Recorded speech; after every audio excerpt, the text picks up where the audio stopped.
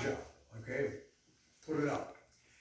And the building is 200,000 square feet, and in the very center of it, when you walk in, and then the 100,000 this way and 100,000 this way, you walk in, there's an office. And in that office is 5 doors with the various dignitaries, the crews, and this and that. But in the very center of it is this sitting on carpet. And I call myself the king of bling. I love bling bling.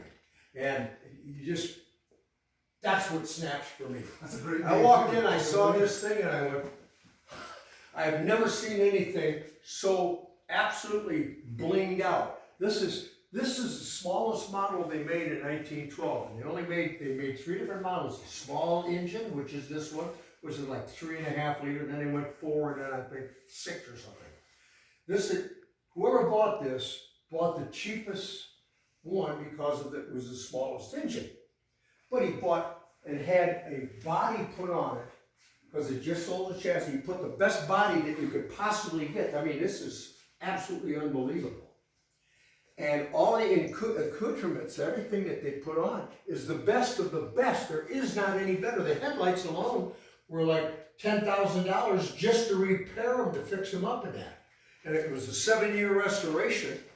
And I know I bought it for way less than the guys had in the restoration. I fell in love with it, and I bought the damn thing, and I said, well, I'm going to have the money to, because I sold the Y job, didn't sell the Y job, but I still have this. But it's just so absolutely perfect. How long ago was that? Sold it about 6-7 months ago. Gotcha. And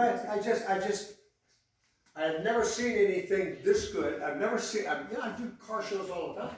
And I've never seen one of these anywhere near this in any of the car shows. I think it's the best to show most damn any place you go. I agree. And my cars, when I pull in with these are just so fun. I do them so people, if you smile when you see my cars, that's exactly why I do it. To make people smile and feel good. And we pull in, we got them by the balls. You know what's so funny is that I've been working on this specific superhero film. It's a kid's superhero film.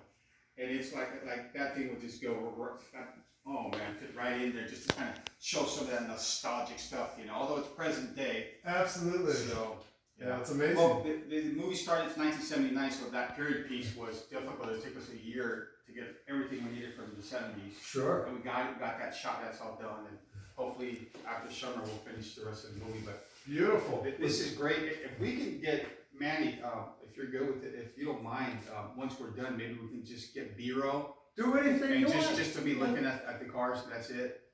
It would take. No, I had a weird idea after I built this. I wanted George Barris would live down the block. He's been a friend of mine for years and years and years. In fact, George came down when we were just finished. I got pictures of it, and he gave me this badge, and he says, Gary, he says, you're going to be the only other authorized Batmobile of mine. And he gave me that badge. I got pictures of him. We were all standing together and everything. And my thoughts on this, all the Batman stuff, I love them, but they all got so dark.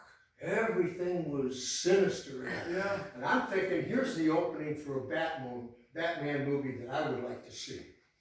Batman is down in the cave. And all of a sudden there's a big earthquake. And a fissure goes and opens up in the cave. And he goes and he looks in there, and here's this thing sitting up on blocks with an inch of dust on it, and he says, holy shit, I didn't know Grandpa was into this. And then the movie starts, bam! Can you imagine that? I mean, it's just a weird idea. It'd be a great opening with Gary wearing the Batman suit. Yeah, I can see that. That's great. I mean, it's just a dumb That would be a great opening. That's right. Yeah. All right. No, they're incredible ideas. You know, I was watching the Justice League last night, and the director's cut is 4 hours long. Mm-hmm. And it's the very first time that I've heard Batman say the F word. Oh, really? Really? At the end. Oh, yeah. I'm sorry. And I was like, I just kind of killed it for me, you know. Yeah, no, that's not the time and not the place. Yeah. Yeah, But no, I because agree. the point is, like you said, it gets really dark, and this one's really dark because they're coming back from actually Batman Superman, where Batman killed Superman, Oh, and now they're okay. trying to bring him back to life, and there's a chain of events. But at the end, the Joker says, you know, you expect it from the Joker. Joker says a bad word to him, this and that, and then that's when Batman just retards and he really says the F word. I was like, It's the wrong direction for the show. Yeah, I agree with you. 100%. Keep them light, keep them funny, so at least put some fun stuff in it. Yeah, absolutely. I agree. oh, yeah. Wow. Congratulations, man. This is a legacy. Yeah. I've been very lucky in my lifetime because I'm a high school graduate, okay? And I've never had any training on cars or anything like that. It's just that I love the damn things. And if you're gonna do something, I like them big. People always say, when I take one of these cars and people that see it for the first time, there's always somebody here. There's a little guy and his wife, and they always have a couple of them. And they'll come over and he'll go, how come you make them so big? You know, it's always that. And I know, and so with that stock answer, I said, ask your wife, does she like them little or big? And everybody goes, ah! And the guy falls on it. You know, Oh, that's hilarious. But it's kind of, I've got certain things that everybody asks, and I've always got my little Your pat standard for answer. boom. Standard answer. But that one I love.